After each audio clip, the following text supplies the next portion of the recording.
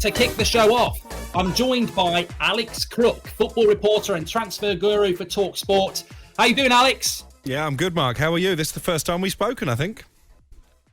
It is. I've noticed you followed me on Twitter, which is always a good thing because you're having a very good summer, Alex, and I'm very excited to dive straight into being a Manchester United fan. The latest with Cristiano Ronaldo. We'll be talking about a lot of other things, but Ronaldo wants to leave Manchester United for a Champions League club. Do you think that's true, Alex, or do you think maybe it might also be to do with a lack of ambition from United in June and he's back in training tomorrow thinking, I'm playing with the same team that did so badly last year? Yeah, I think it's probably a combination of the two. If you think I'm having a good summer, I don't think we can say the same about Manchester United at this stage.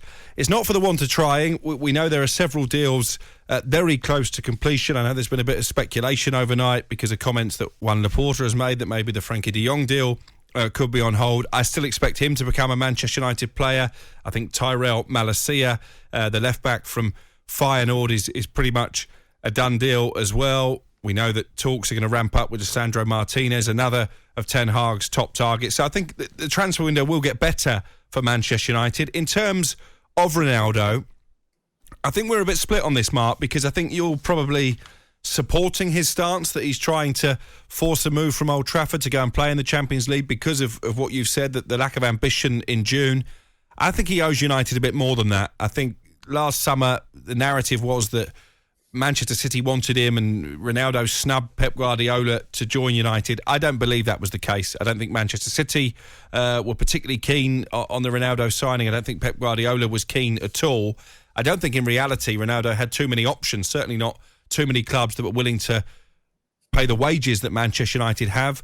And I think he owes it to them to stay for another year, see what Ten Hag has got up his sleeves in terms of rebuilding the team and shaping it in his own image and trying to get the club back up to somewhere near where they belong. Yeah, well, look, I think it's all about opinion. I don't know what everyone else is thinking, but for me, I think he's right to do it. And I know there'll be Manchester United fans who disagree with me, but for me, Ronaldo, since he came back, has been the only person. And I know Ronaldo isn't doing it for United fans. He's doing it for Cristiano Ronaldo, but it makes him in tune with United fans, the lack of ambition, the drop-off in the standards. The one thing you get with Ronaldo is that he walks into a dressing room and probably says, we're not winning because you're not good enough, you're not working hard enough, and I don't want to be at this club anymore because you're showing absolutely no ambition comparable to Man City, Liverpool, and everybody else. I think a certain player at United may do what Ronaldo's done, and then I'd completely agree with you, Alex, but I think with Cristiano Ronaldo, 37 years of age, does he want to play another year like last year where he's not competing for anything?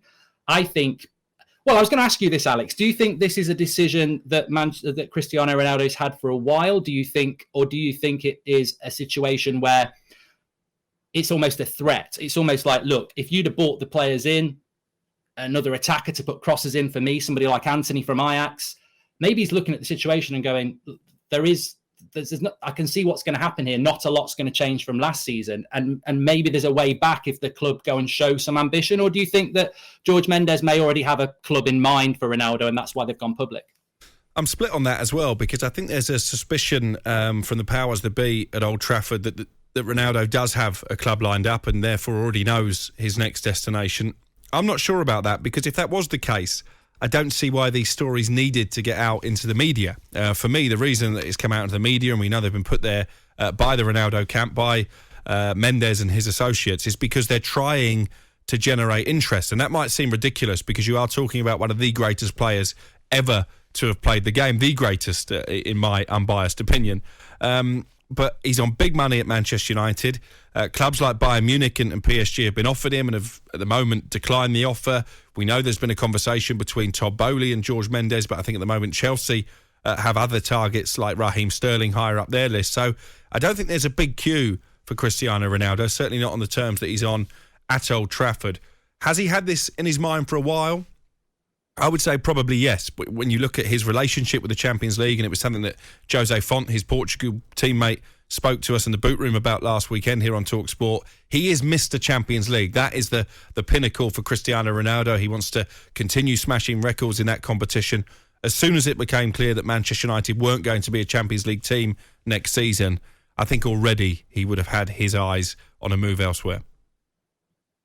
Yeah, I agree. I said this back in November when Solskjaer was still the manager. If United don't get in the Champions League, they probably lose Cristiano Ronaldo. And I've been saying it for the last month. I've just got a bad feeling. I had no information, but a bad feeling that Ronaldo might leave. So as disappointing as it is, and I think that's the main thing for me, is Manchester United, we've lost Pogba, Lingard, Cavani, Matic and Mata, and we're hopefully going to bring De Jong. I'm going to ask you about that in a moment. But losing Ronaldo, Ten Hag is a very exciting appointment, but United finished last season their worst ever Premier League season. They've lost 5 players who've walked out the door. If you lose Ronaldo, I don't care who the manager is and who we bring in.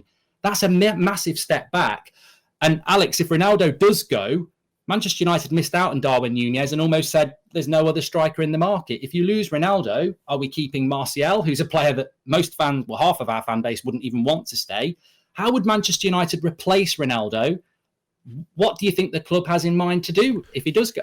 It's a hole that's almost impossible to be filled. When you look at Ronaldo and the goals that he scored last season, Anton Ferdinand in the previous show said that without them, United might be relegation candidates. That's probably a bit extreme, but they would have certainly finished a lot lower in the Premier League table than they ended up. They would have gone out in the group stage of the Champions League because he scored so many important late goals in that competition as well.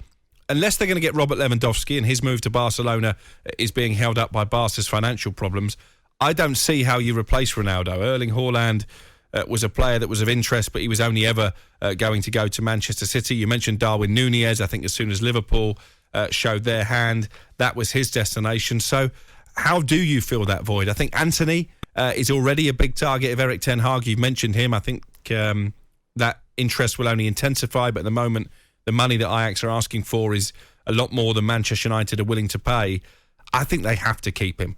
They have to keep him commercially because he makes so much money for the club, and they have to keep him in terms of goals that he delivers on the pitch as well. Anthony Martial, I mean, crikey, if we're talking about Anthony Martial playing a role in the revolution, we may as well pack up and go home. He is an absolute waste of space.